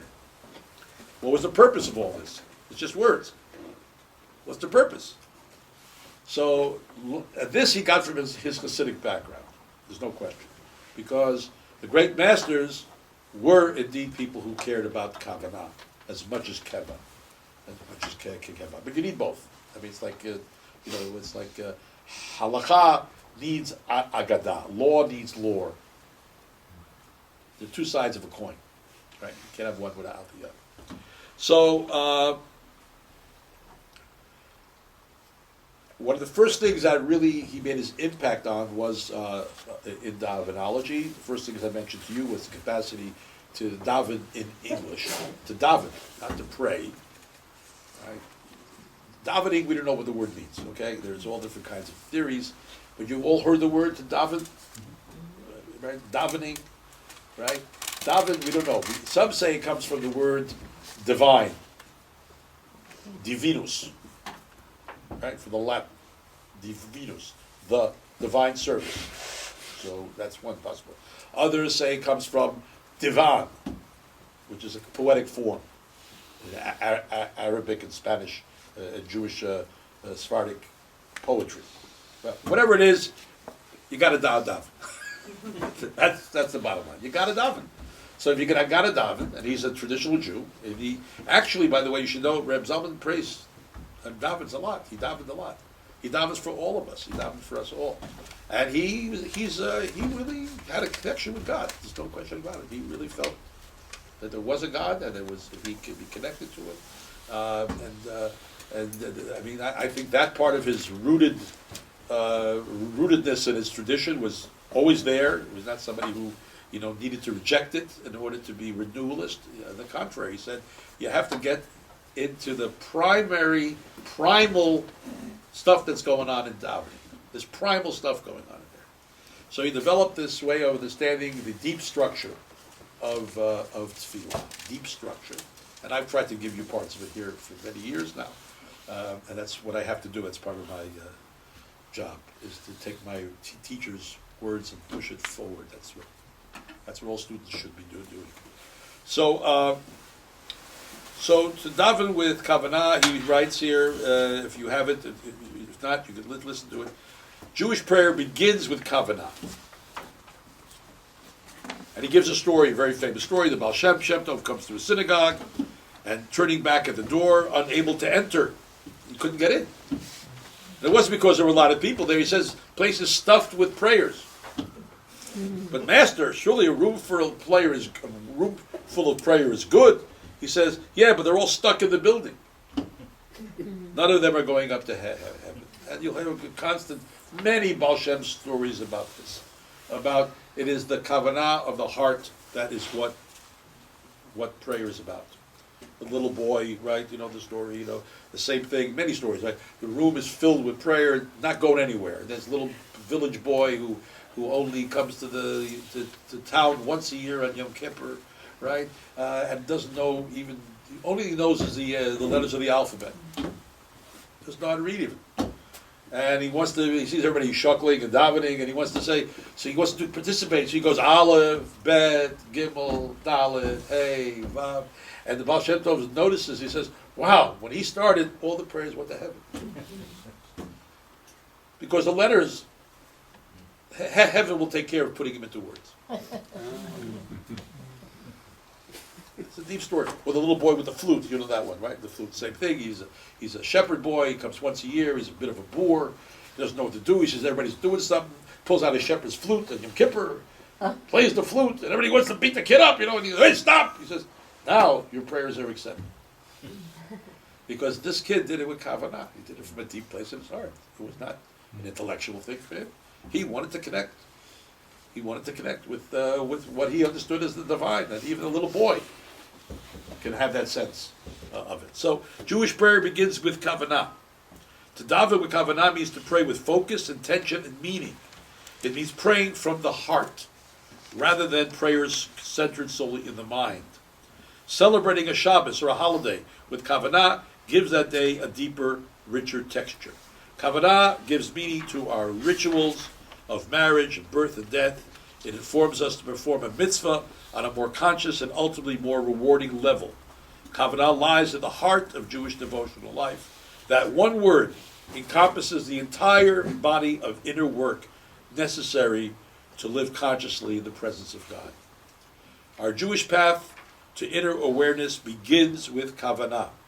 Our meditative lives as Jews should not be complete without it, could not be complete without it, for it is a steering wheel of all inner consciousness work. Our inner search for kavanah might at first be satisfied with a momentary boost of intention, but ultimately, though, we want our kavanah to be transformational.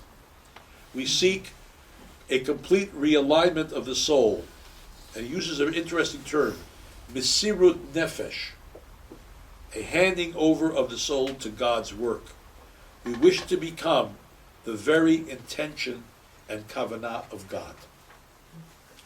Mesirut nefesh is used in, there's a great story by Yitzhak Leibish Peretz called Mesirut Nefesh. It's a great story. It's translated in the Irving Howe book, the great Jewish short story, Yiddish stories came out in the 50s. Mesirut Nefesh usually means that someone is doing something that he's willing to give up his soul for it, for another person. It literally means transmitting your soul, libsor. For the word masoret, same word, tradition, the chain of tradition. So, what the book, of course, you can read the whole book, and the last section deals with how we eventually become, if you will, I don't want to say we become God, because we are God. We don't become God, we are God. But how we can use the traditional Siddur as a ladder towards more and more consciousness, rather than, I finished it. This is a challenge we have. It's a great challenge. When we come together here at Shabbos, are we just having community singing? Which is nice. I encourage people. It's great to come to sing together. Are we really doing it with kavanah? Maybe some of us are, maybe not. That's a challenge. Challenge for a modern Jew. Right? Is the intentionality that one brings in to the shul with you, intentionality of becoming, right, the kavanah of God? Are we able to get to that place? And it doesn't happen all the time, but that's why you have to have keva, right? It's like people who I hear that people exercise. I've heard this. And I'm actually thinking about it. It's coming into my mind a little more, right? And I've heard from these people that you're supposed to go even on the days you don't feel like it. You ever hear that? Yeah, it's remarkable, right? Meditation. You should do it even when you don't feel like it, right? And most people say that keva got me into a place where I had the possibility of developing kavanah. So it's not antithetical. On the contrary, one helps the other, right? So that's what he says. Then he says, start small. And he gives a little story. As usual, we must know the Hebrew root to truly understand the word. The root of kavanah is kaf vav nun, meaning to straighten or direction, right? Hebrew speakers use this verb today. A sharp shooter takes aim with kavanah. Right? What does a sharp shooter have to do in order to hit the target? Right? I don't know many sharpshooters, but I have heard that they have to get into the zone. And I heard this from a lot of sports people. Totally. A lot of sports people, a lot of performers. You gotta get that kavanah. You gotta have it here first before you do anything. It's just like a reality that we know, but we don't always practice in our lives. It's a reality. We know that if you want to hit the target, it helps to aim. It helps to be able to prepare yourself to aim. You have to So- breathe to get in those. You have to breathe. You have to be aware of what's going on. And certainly, sports people will tell you that. You know, it's a sine qua non of sports people that have to be aware all the time of what you're doing, but not doing in the sense of intellectually doing. That your body will get to a place where, because of your kavanah, it will do what it has to do without having to think about it. If you have to think about it every time you have to pass the ball in a basketball game, you'll be like me. You won't play basketball very well. Right? You can't do that. You gotta, that's it. So, if our words are faulty, it is our kavanah, our true meaning that we ask others to hear. So, kavanah on the simplest level means meaning or aim. Aim. What is the aim? What are you aiming at? It's a great term. What are you aiming at? What's your target? What do you want to reach? It's a simple question, right? It's just such a simple, droll question. And yet, it is something that opens up vistas in your life. What are you aiming at? If you write a book, the person asks you, what are you aiming at? Right? You know what you're aiming at. You worked hard, you have kavanah, you prepared yourself, you don't just go down and scribble. Right? You work at it. Whatever you do in life, right? As a lawyer, you actually say, what am I trying to get to? Right? If you don't know what you're trying to get to, you're not going to get there. It's a very easy. So he gives a story. I was in New Haven, Connecticut in '46, where we started a little Chabad yeshiva. He was young then, but they used to send the boys out to start a little yeshiva. In those days, picking up the kids from public school and taking them to release time, an hour that the schools had set aside for them to go to religious instruction. It used to exist. You got an hour. And every tradition could come into the public school and teach. Today would be very hard to get that past the authorities, I think. Right. So at these classes, we would persuade them first to come to afternoon Hebrew school, and then we talked them into enrolling full-time in our little day school yeshiva. It was all very basic, aimed at kids who knew very little about Yiddishkeit. Yiddishkeit means Jewishness, okay? Not Judaism, Yiddishkeit. Well, some vinegary, a term I use very often, some, vinegary old Litvaks, which means Lithuanian Jews who were usually stiff, intellectually oriented, right? Whereas Galicianers were always considered to be more folksy. That's why if a Litvak married a Galicianer, it was considered to be a step down for the Litvak, right? And a step up for the Galicianer, right? They held their noses up a little much. So these vinegary, I can't say the word vinegary. It's a great word. It's a great word. Old Litvaks at the Orchard Street Shul heard what we called our little cheder, a yeshiva. What's a cheder? A cheder means a room, and it was usually a one-room schoolhouse in the old country, and you went to cheder, and that was the equivalent of what we would today call an afternoon school, a cheder. And you learned very rudimentary things in cheder, and you hoped after cheder, if you had some talent, you would be picked to go to yeshiva. That was already, and very few people got there to yeshiva. Most people stayed at cheder. My father was a cheder yigul. He never went to yeshiva. And by the way, he learned much more in a cheder than a lot of our kids learn in day schools today. And that's something else. You learned a lot more, but you had to because the teacher would whip you with a cat of nine tails, a konchik it's called, because it's a very interesting why. First of all, you didn't do it to you because you wanted to avoid being whipped. It was not the goal to get whipped, because on Thursdays, if you didn't know what you had to know for the week, and your father would ask you at the Shabbos table, what did you learn?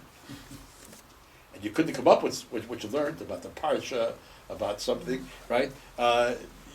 You would not pay the teacher.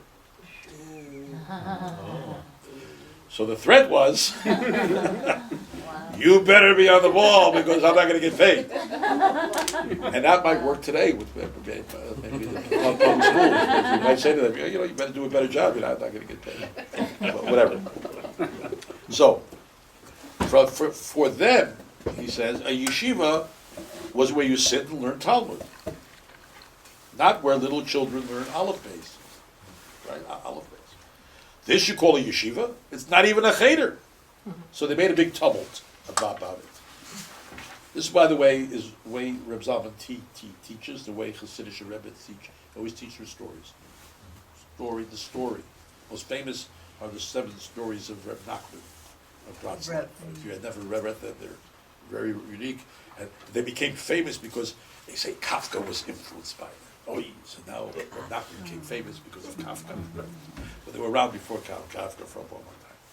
So one day, this old chassid, Reb Leifer, and this is what Reb means, and not Rebbe.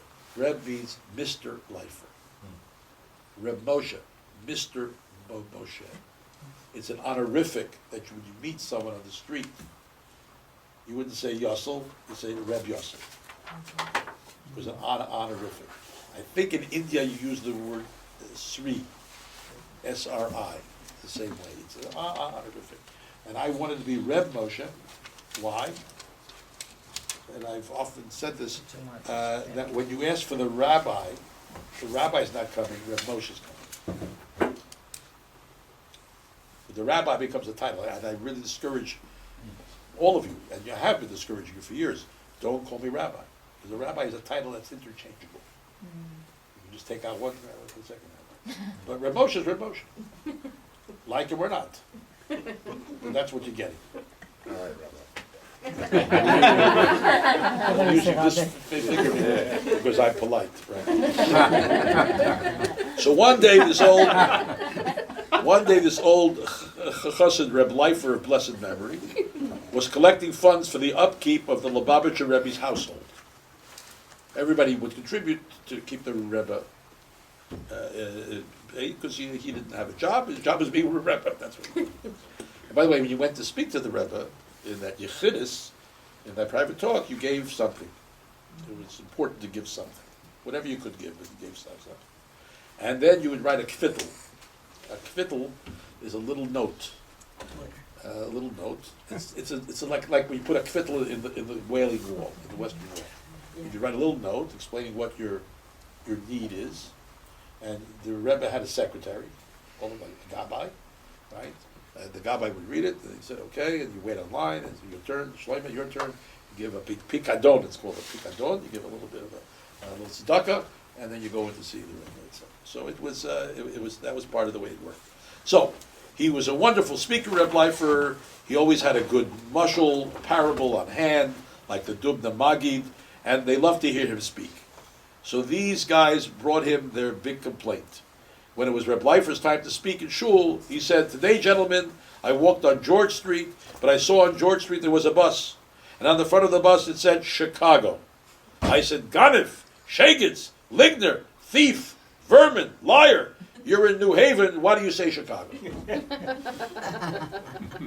He paused and then added, but the bus is going to Chicago. It's going to Chicago. And there is going to be a yeshiva. Not now. It's going to be. He paused and added, so this element, he says, of aiming, of homing to the place we want to go, is the first level of kavanah. Kavanah is not attained in a day. We start small and build patiently on every small success. And if we aim our actions and our davening towards a godly place, we will get there. And he goes on and on and on, but we have time for me to read the whole thing here. But I do recommend it's online. You can read it online. If you want to print it out, please do. And it's filled with these wonderful stories and practices as well. I'll look for one. a practice of Kavanah. Here's an exercise and a meditation from Yechiel Michal of Slotcha. One of the things Reb Zalman always does, like Arthur Green, who's a colleague student of Reb Zalman as well. Reb Zalman introduced Arthur to his wife. They go back a long, long, long time. And they're colleagues as well as a student. I keep saying Reb Zalman's still alive for me. It's very hard for me especially when I spent the afternoon with him last week looking at the videos. I said, wouldn't that be great if there were, videos of these great masters, that you could spend the afternoon with Spinoza. That's not like, wow, So we are told that Reb Yechiel Michal of Zlotchov, a famous disciple of the Baal Shem Tov, ate his meals from a plate that had the divine name on it. With each spoonful that he ate, he got closer to God. And this helped him not to forget and stay in that connection. Can you imagine eating that way, Reb Zalman says? Our dinner table would become an altar for serving God. My eating would become a feeding of the God within me. And yet, there's something almost blasphemous about the thought of covering God's name with beans and a bed of rice. The whole idea seems a little silly. Do we really need to resort to such tricks? Perhaps the point of the story is that Kavanah is more easily aspired to than achieved. We want to do right, but our mind wanders. This is what we learn in our meditative practice as well. Most of us are freewheeling as far as the mind is concerned. We don't hold onto the steering wheel. Wherever our thoughts want to go, we let them go. To do the inner work that Kavanah asks of us, we have to learn how to steer our minds. But this is not so easy. And he goes on, of course, and talks about how meditative practice is one of the ways that we achieve that. So it's 8:34. I want to respect your time, but I'm willing to stay a little longer for those who want to stay longer. Those who have to leave, I understand that, and you will forgive me. Next week is a shorter reading, and it's from Fragments of a Future Scroll, his first book, talking about this neo-Hasidism. And then the last one is it's a long article, but it's a very interesting way to understand how we can maintain halachic practices if we're not Orthodox. Yes. So You said next week. The date. there's one, next week I'm not coming, so it's the 24th and the 31st. But next week I'm going to a very interesting, twice a year, we have a learning session of rabbis and imams. And I didn't want to miss it because it only comes up twice a year.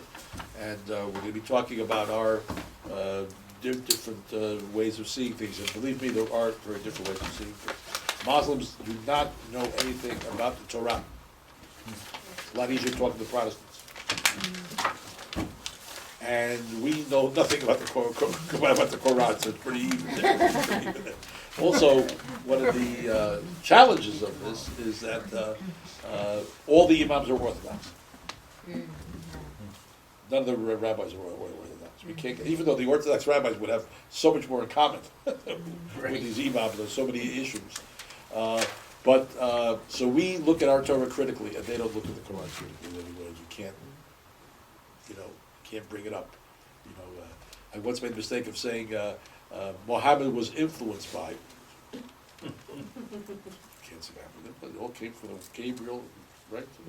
The Word of God. It wasn't influenced by anybody, just by God. Of course, we know, looking at the Quran, that there were many midrashim in there, many stories that we have for post-biblical things, because Muhammad knew Jews, and they talked, and he learned stuff from each other. So it's a challenge, but I think it's important for us. If we can't talk to each other in Boston, my friends, where can we talk to each other? What do you mean by an Orthodox imam? What does that mean? They're Orthodox. There's no sense of. So, but what are there denominations? No. I'm saying that all of them are Islam right now Yeah. has only Orthodoxy. There are fissures that are beginning to emerge because of the American experience. The most biggest one is the rise of women, which is it is amazing how many women Muslim chaplains there are now at universities. And there's even a group that now meets 2 or 3 where women lead the services. Because again, like in Judaism, there's nowhere in the text that says they can't. There was no thing in the Torah that said a woman can't lead it. It was just patriarchy, misogyny, and that exists certainly in the Muslim world. It exists in our world. So, I'm very upfront with them all the time. I'm upfront. I say, you guys are going to have to do three things if you want to survive here. One, you got to deal with the women. The women, don't be dragged into this. Be in front of it, right? And they're starting to give their girls much better educations. There are 3 day schools now. Day schools. Second, I said, you're going to have to get critical about the Quran. You're going to have to really just deal with the fact that it was put together over a long time, and that doesn't take anything away from it. Like, I don't think the Torah, my faith in the Torah has not been shattered. Matter of fact, it's been strengthened by knowing that some of the stuff in there is reprehensible, and the human beings that wrote it, not God. And the third, and they're learning this a little bit, is you got to learn how to play politics. You're a minority.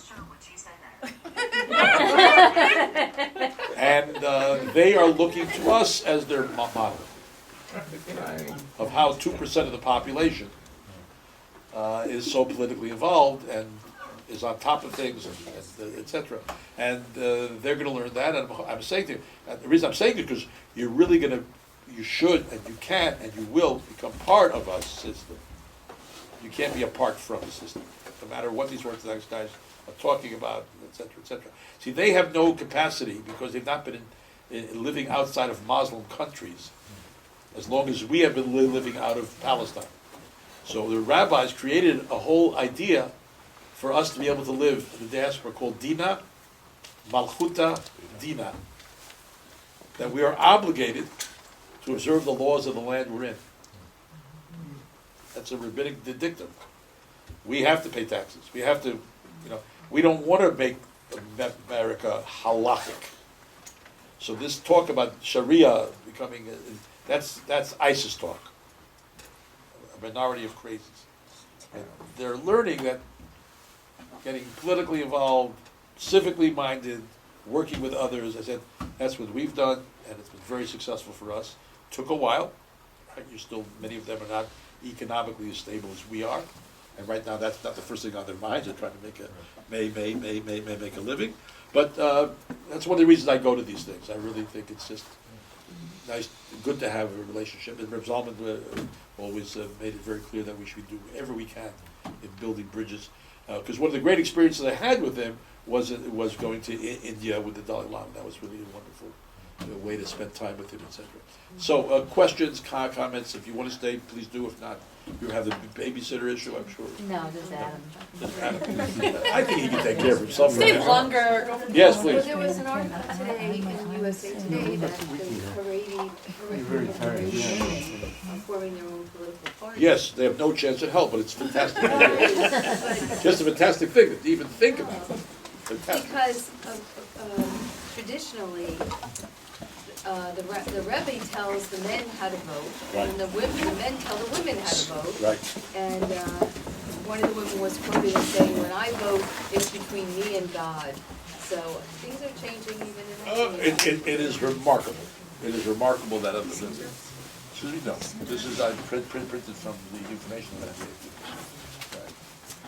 Yeah, it's, that's a remarkable thing. It's remarkable. I don't think they'll reach the threshold of 3.5%.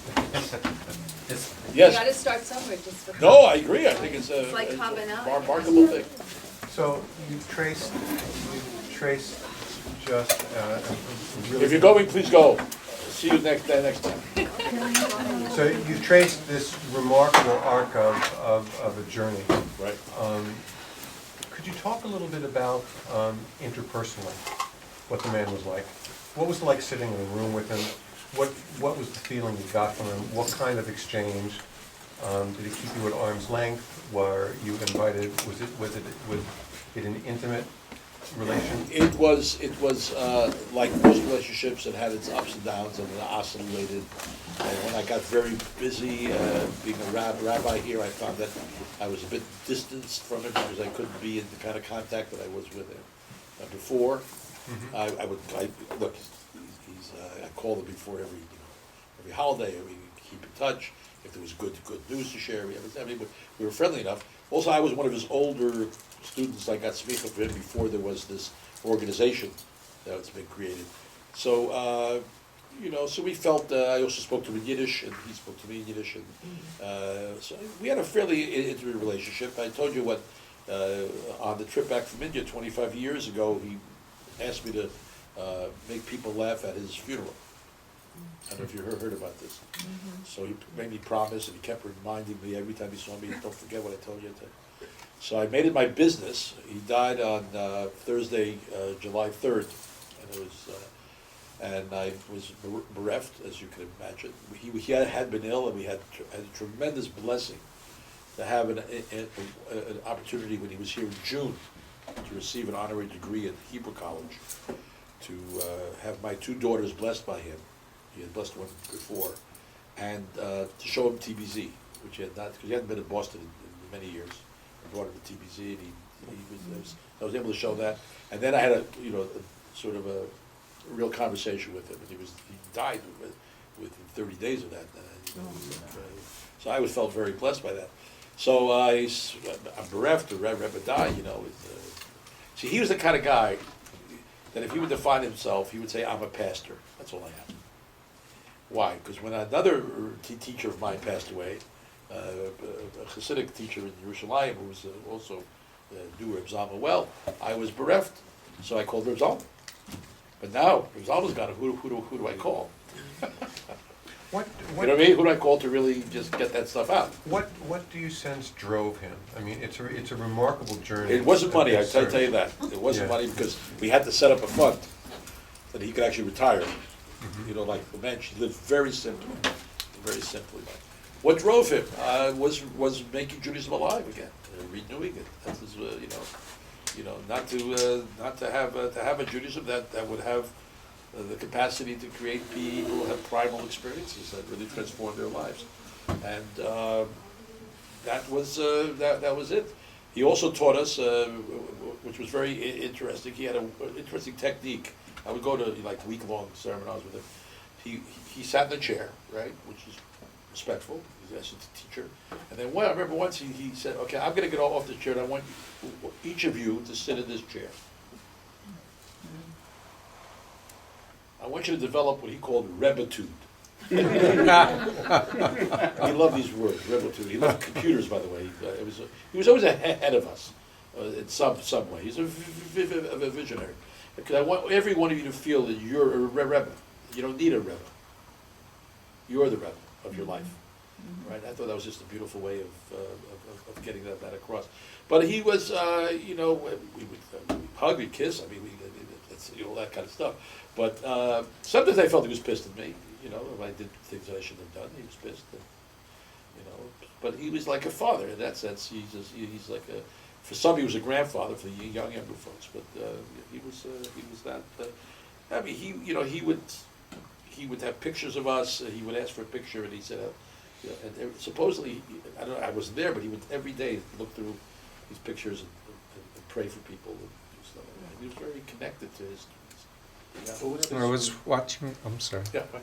I was watching the videotape link that you sent Right. of him with Rabbi Ingber and Ingber, right. Romamu, which is wonderful. Right, who's the next generation? Is like the Which grandchild was in a way. wonderful to watch that. But so he, Reb You Zalman, notice she was already older at that point. It was getting a little more. right, that frail. was 2011. Yeah, a little more. But he frail. talked about when you see the Earth from outer space, you realize it's one organism, and that we're all recycled, and that we've all been here before. Could you say a little bit more? Well, on he about the world. He believed in the Gaian hypothesis. He was a Gaian, if you're familiar with that, seeing everything connected in the world, and we're an organism, and that's we're all part of it, and we have to resonate with the world rather than be against it. We have to harmonize with it, and the world is alive. And he talked about the divinization of the planet itself, and that got him, of course, very involved in ecology, involved in environmental stuff. And, he was a very progressive guy, politically, very progressive. Not a knee-jerk, he didn't jump on every bandwagon, but for the most part, he was progressive, I would say. Certainly about people of every kind of orientation, certainly about, about equality and stuff like that. He did believe in reincarnation, and which is one of the streams of Jewish mystical thought. And that's something of all the different theories about the afterlife, I like that the best. I don't know. I think it's because of my daughter, Brina. That's all. She was born right after my mother died, and she's got it all. So I said, must be something happening. So you might say that's called genetics. All right, whatever you want to call it. But it's hard to genetically. Maybe you can transfer personality genetically. I don't know. I don't know what it takes. But no, of all the theories, I think he believed in it, and he's. But as I say, these were not important doctrines that you had to believe in order to be, part of the circle, because he was very interested in us going on our own way. I mean, that was like a good parent. You want to step back. He retired 60 times, and there was nobody who could really get into that place. And then finally, he said, "Look, I don't want you to appoint anybody after me. I want you as a team. I want you to learn to work together with each other and the different parts of renewal." So, he had a very, I think he died with grace, and it's something that we knew would happen, but you don't ever. It's always hard when it happens. It's like your own parents. You know it's going to happen, but you. Red Moshe? Yeah. What's for Jack first? Okay, go ahead, please. Can you talk about your smicha from Reb Zalman? And here's my question. I have it upstairs. I can actually read it to you. But I can't hang it on the wall. I have no not place. the words so much. Yeah. You hear about lineages of rabbis and transmissions of teaching, and transmissions almost of a kind of spirit, continuity. That's right. Was there? I don't know much about smicha. I have this sort of very sort of Christian Baptist sort of laying on of hands kind of image. Laying on of hands is ours. We do part of that it. too. What, if you can even articulate it, happened in the act of getting smicha from Reb Zalman that represented some kind of transcendent something? Well, I was lucky to have three people do it, and Okay, each one of them gave me. What happened was that traditional smicha always meant that you were taking on a lineage of someone. That's what it was. Right. And then in the 19th century, the idea based on the Protestants, of the seminary emerged. And then becoming a rabbi, you went to rabbinical school, and you became. It's like graduate school. You became graduate school. Since I already had the academic training, I got these individual technical things that I wanted: divinology, a little bit of mysticism from Rabbi Green, from Rabbi Gedler, the idea of returning to the earth and what it means to be, agrarian in a way. So yes, they did lay on hands, and but my deal with them was I had to come out when I felt I was ready to come out. And they said, it's okay to get smicha from above, but you need somebody to give you smicha from below. Because you can call yourself a rabbi, but anybody who doesn't think you're a rabbi doesn't matter. So, it doesn't matter. So at that time, my congregation was a congregation that I led for the High Holy Days at Temple Emmanuel in Newton. It was about 200 people. And those were my congregants in a way. I didn't see them every week, but I got to know them over. I did it for 18 years. So I got to know them. So I invited all of them, and I invited a lot of other friends. And I did it, in a public way. And we created a ceremony with it. It was speaker from the top, and then they said stuff from the bottom. It was a good Boston Globe article. It was a good Boston Globe They said it was article. all the groovy Jews. In Boston. It was cool. It was a very fascinating time. Search on that. This was No, I've seen it. 1997. I read it before. 1996. But I'm asking specifically with that Zalman moment. Well, I had two smichas. I had the one that was the big one to come out in Boston, Yeah. But it was also a much smaller one at a retreat center with two people at that time getting smicha from him. And that really is basically, you get the sense, there was a very deep sense of that you were basically, I'm trying to describe it, that you were inhaling something that was going to be with you forever. That's why I was trying to think of, there was some spirit or something that was going to become part of you, and it was no longer just an attachment. It wasn't something that was external to you, but you have like a degree. Like I feel my PhD is an external thing. It's nice. I did the work. I wrote a book, and but this was something that it was transformational, and it had good sides and bad sides. This was with Zalman? Yeah, it was, I think that's what smicha should be. I think the way rabbinical schools are today, you get a degree. I think the Boston College, the Hebrew College, Hebrew schools try to be a bit different in that sense. They're trying to. Many people shared. I mean, you said you felt that you really had a connection with him. Yes, He kind of gave you your soul a direction almost. Right. As I say, he became my Rebbe a bit in the sense that the Hasidic Jew felt that his Rebbe shared a soul. Did you do this with a lot of people? He did it with a great number of people. Then he stopped doing it because an organization started called Aleph, and they wanted to sort of standardize the ordinations. So that's one of the last ones he did on his own. And Arthur Green didn't do many either. So, but now he's doing a lot of them because he's at a rabbinical school since I had it. Yeah, but that was the thing with Reb Zalman, that you really you attached to the root of his soul. When you were just saying, what was the downside? Right, you said that kind of imbibing his soul had a positive side and a negative. I think becoming a rabbi for me had a positive and a negative. I'm not going to get into it now, so I'll share it with my shrink. But so it's sometimes you get it's so overwhelming that you get delusional. That's what can happen. Did you meditate with him? Always. Every time he had it was easy to meditate. You don't have to talk. It's great. But I at one time, as I say, when I was younger, I was much closer in a way to him because I still was close enough. I mean, his family. I know his family, and he had 4 wives, 10 kids. He's a real patriarchal guy,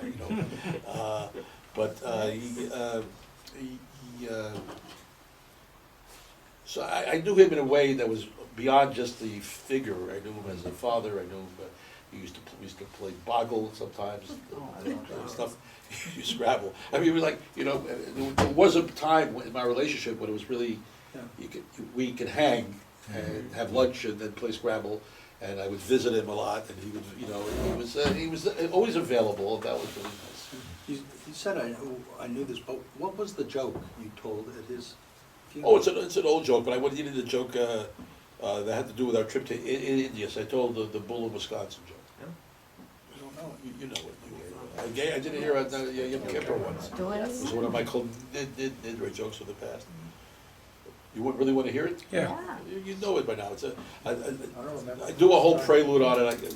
It's a God suffice. Take it next to this session. We don't have time. But I'll tell it to you. I promise you. I want to hear it. It's in the big book of Jewish humor. So it's Dig out my book. yeah. It's the 25th anniversary edition. We put it in now. Okay, we have 5 more minutes and then I have to go. Did he have a lot of family here, or what happened with him in the war? His parents made it. His brother made it. They got out pretty well. Did he I have? think he has 4 or 5, and they all made here? it. Some moved to Israel, some stayed here. So did he lose a lot of people during the war? Extended family, yeah. Extended family. So, but again, he lived in a community where there were many survivors. But he himself never really wanted to be seen as a survivor because he got out. He never played that thing, the survivor. Oh, but it's still a major event Yes, in his formation of his life. And so how did His father seemed to be he wrote this little memoir about it. His father seemed to be a very, very shrewd guy and knew who to pay off when to get on the right train. Good. And it's also muzzle. He had that muzzle. But his father seemed to be a fairly, Yeah, 'cause he I thought got- lived to be also. He lived in Germany. No, he lived in Vienna. Poland. Where did he In his live? last, in the years of his life, he lived in Boulder, but he was in Winnipeg and Philadelphia, New Right. York, Winnipeg, Philadelphia. Came from Because of Poland. Naropa, it's, Vienna. I'll tell you about He Naropa. wasn't He wasn't was he in chair Vienna? of world religions at Naropa after he retired from Temple. Naropa is the only university in the United States under Buddhist auspices. It was started by Trungpa, remember Trungpa, the crazy Hindu wisdom guy? Mm. And, it's out there still, and now another colleague of mine who did PhD, Brandeis is now is sitting in that chair. It's a big chair. He's just getting out, so it's his room. Yes, one last thing. You mentioned, and I can't remember where in the chronology, that there was some group that was against the Zionists. Was it the? Yes, the Reform Movement Yeah, and the Ultra-Orthodox. we're against the Zionists. Yes. Why? One, the Zionists were secular revolutionary. That's right there, it's a problem. Yeah. Second, they wanted to hasten the Messiah, which you're not allowed to do, by not just going to Palestine to die, Right. which is what the old timers used to do. And the Reform hated it because they would be accused of dual loyalties by the Germans. Yes, Also, they thought this was the and they thought there was no need to return because the diaspora was, the mission theory. That there was a good thing that we were around the world, we'll be able to teach ethical monotheism to the world. It's so funny, they both, from both ends, they agreed about one thing. And that's the reason the first Zionist Congress was in Basel, small little out-of-the-way town in Switzerland, instead of where he wanted it to be, was Berlin. That's where you do an international conference. And they both chased him out of Berlin, reporting him to the government, saying he's a rabble-rouser, a troublemaker. It's worth reading about her Herzl, by the way. I want you to just say there's one book that intrigued me and still does. It's called Labyrinth of Exile by a fellow called Ernst Pavel, Pavel, who also wrote a remarkable book on Kafka. No, this author, he was very much into the Central European milieu of Labyrinth of exile. I don't think it's in print anymore, and I love it so much, and I still do. I want to make an opera based on that. Who knows? Maybe I will. In Yiddish? No, Herzl. Thank you, Reb. My pleasure for Thank you everybody. very much. Thank you. Thank you. I hope you're enjoying it. So read the rest of this and read on and on and on, because there's no end to it.